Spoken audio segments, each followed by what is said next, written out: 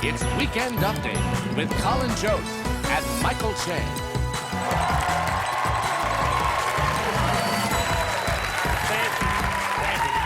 Thank you. Good evening, everyone. Welcome to Weekend Update. I'm Michael Che. I'm Colin Jost.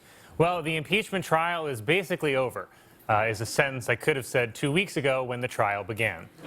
We didn't even get to hear any witnesses in this trial. And by the way, look at the witnesses we could have had.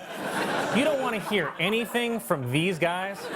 They look like the two characters in a video game who give you the best information.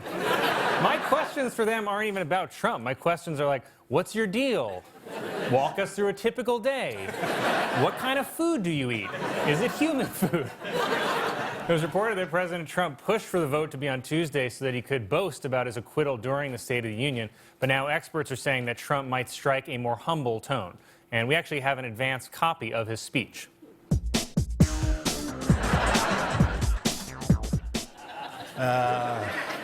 What better way to start Black History Month than to be failed by the justice system?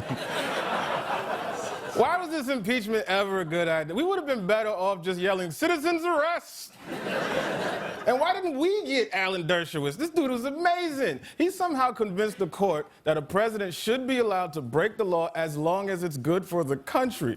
That's like telling your girl you only cheated to practice being good at sex for her. You know what? That's it. I'm a Republican now. I'm tired of losing. I can't be a Democrat and a Knicks fan. It's too much heartbreak, man.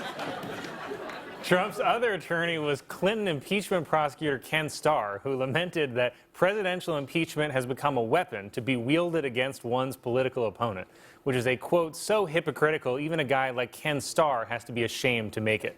Maybe that's why he showed up to the trial looking like a priest walking into a porno theater. In a new book, John Bolton claims that last August, President Trump told him directly that he was holding up aid to Ukraine until they investigate the Bidens. Hey guys, what's up with the books? When there's an emergency, just tell us right away. If your friend's about to get murdered, you don't go off and write a novel called The Killer Behind You. The Palestinian president has rejected Trump's Middle East peace plan, saying, quote, 1,000 no's to the deal. Incidentally, 1,000 no's is what Trump calls consent. I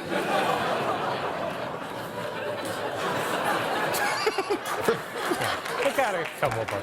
President Trump's son-in-law, Jared Kushner, who I think played Lube Man in Watchmen,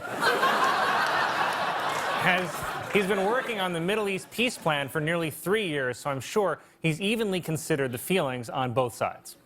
The Palestinian leadership have to ask themselves a question. Do they want to have a state? Do they want to have a better life? If they don't, then they're going to screw up another opportunity like they've screwed up every other opportunity that they've ever had in their existence.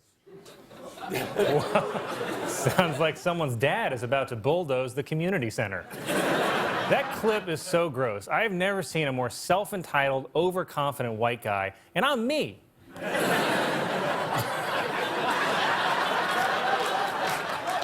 Senator Amy Klobuchar has been getting a lot of attention during the Iowa caucuses for bringing her family's tater tot hot dish to events. Coincidentally, tater tot hot dish is the name of a guy Joe Biden wrestled at a public pool in 1962. Secretary of State Mike Pompeo screamed at an NPR reporter because she asked him questions about the Ukraine scandal. Then Pompeo demanded that the reporter point out Ukraine on a map, which she easily did. Worse, Pompeo then responded, "Wait, that one is Ukraine?"